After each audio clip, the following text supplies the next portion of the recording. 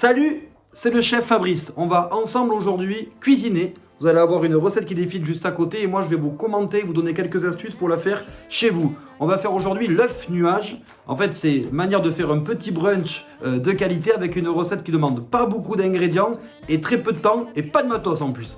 Ça c'est cool. A little too late for, I'm sorry for. The lights went out cause you kept cutting the cord. And I started to fade into your grave. Allez, là on lance la vidéo.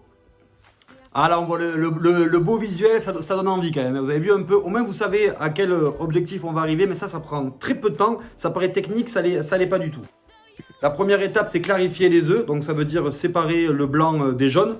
Et là derrière, on monte les blancs en neige. Alors là, dans la vidéo, moi j'ai un batteur.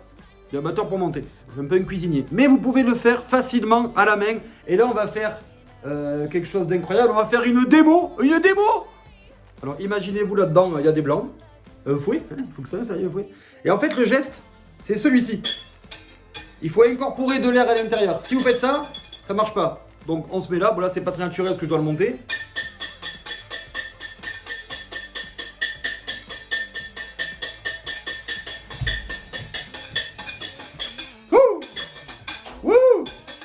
Ouais, confinement c'est un peu difficile. Alors pour vous aider à les monter, les blancs vous y mettez un tout petit peu de sel à l'intérieur ou un jus de citron, ça va vous permettre de monter plus facilement les blancs. Vous les montez, ils vont devenir mousseux, ensuite ils vont devenir un peu plus fermes à force de fouetter et vous arrêtez là, le top comme test. Vous prenez encore votre coloc, viens là j'ai un truc à te montrer, viens. Et hop, vous lui videz le saladier dessus. Si les blancs ils restent collés en haut, c'est qu'ils sont bons. Ça lui tombe sur la face. Et c'est pas bon, mais l'avantage c'est qu'on s'est bien marré. Ouais, désolé, le colombier, désolé. Voilà, là vous l'avez vu, j'ai là le batteur, c'est facile, ça raconte. Ah, là vous allez prendre une plaque qui va au four, vous récupérez à la cuillère les blancs montés et vous les positionnez donc sur votre plaque. Comme vous le voyez sur les images, vous oubliez surtout pas, là avec la cuillère vous allez faire un petit creux parce qu'on va placer le jaune tout à l'heure dedans. Et il est pas bête, hein. Là, à côté de ça, sur la plaque comme ça, en un coup, je cuis tout. Je mets des tranches de bacon.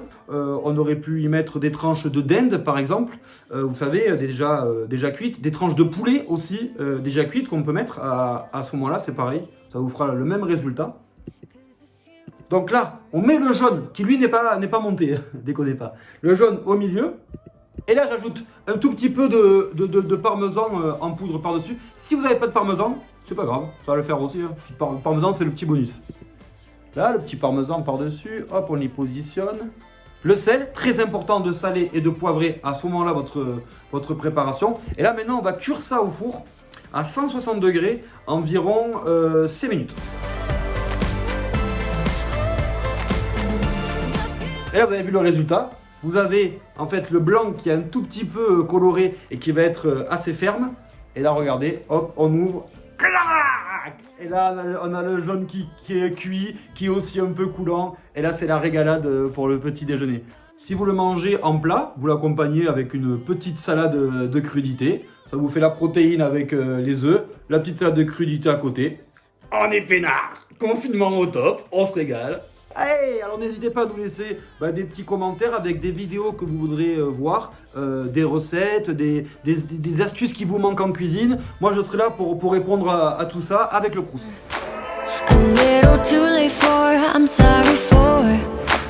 The lights went out cause you kept cutting.